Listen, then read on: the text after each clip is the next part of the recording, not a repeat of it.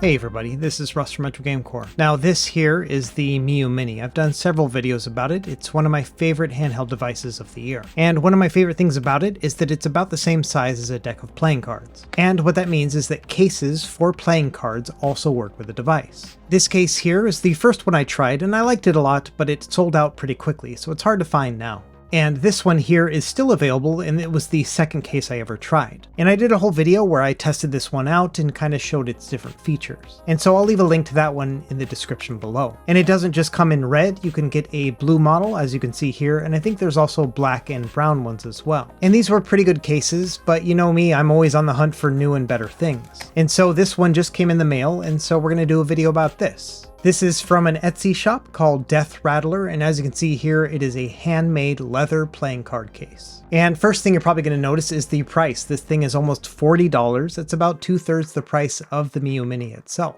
And so obviously this is a very custom and personalized thing, but there are some pretty neat features about it. For example, it has a number of different colors, and you can also get it stamped with initials or a name. And it's made with a snap button from a buffalo nickel, but you can also get it customized. For example, on their website, they show one that has a Namco coin that's been made into a button, but if you reach out to the seller, they can try different customized buttons as well. Now on this listing, you can see there are 12 different colors you can choose from. I picked one that's called Saddle Tan. You can also change the different colors of the stitching. I used a cream colored one, but you could try whatever. And if you read a little bit more into the listing, you can see here that it also allows you to use a magnetic closure if you'd prefer that. And if you choose the buffalo nickel, you can get either the head or the tail of the coin, so that's pretty cool too. Anyway, I'll leave a link to the store in my video description. I'm not getting any sort of kickback here, I just happened to buy it and really like it. So now let's actually take a look at what I got. And I will say the buying process here was nice and simple. All I did was purchase the case, then I messaged the seller and said, hey, can you put this name on it? And then we also discussed different button options.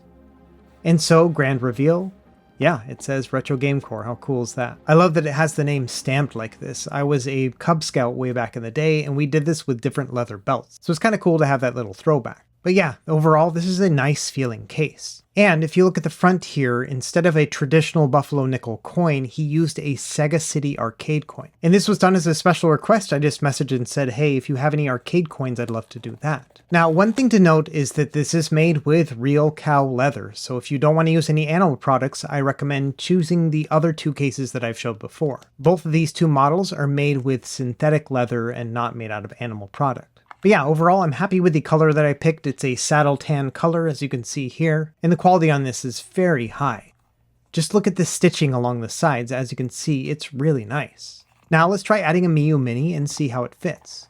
First thing, I tried putting it in with the screen facing out, and honestly, I just didn't feel comfortable with this. It felt like if I pushed down the button too hard, I might crack the screen. And so what I recommend doing is having it face backwards. That way when you do push the button down, and it does take a little bit of effort here, there isn't going to be a risk of cracking the screen. Along those same lines, you could also put it in backwards, so you put the screen down at the bottom. Either way, you obviously have a few options. Now, the leather on this does feel a little bit stiff, but I think that'll probably soften over time. And also because it has that handcrafted stitching here, it does have a bit of a lip. And as you can see, it's about a 1/2 inch wider than the first case that I bought. So I would say this is definitely not the most practical case in the world, obviously not the cheapest either, but man, I love the fact that it's personalized, has that arcade button, and then also has my name in it. The ability to choose a variety of colors and stitching too just really helps in that whole personalization thing. But yeah, like I mentioned, the leather's a bit stiff, but it'll probably soften over time. Now, one thing I did note is that putting the white device in kind of brings the whole thing into a bit of a lighter perspective. And maybe it's my eyes playing tricks on it, but when I see a little bit of that white popping out of the case itself, it just seems to be a little bit lighter of a tan. By contrast, using the black device does make it feel a little bit darker.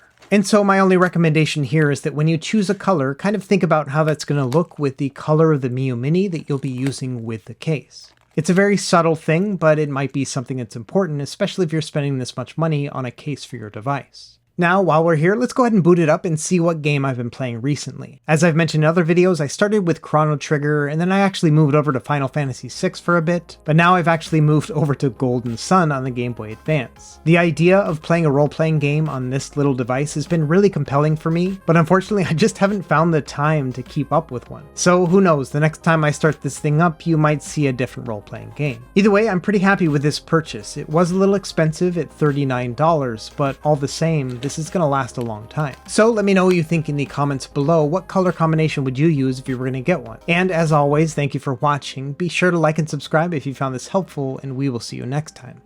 Happy gaming.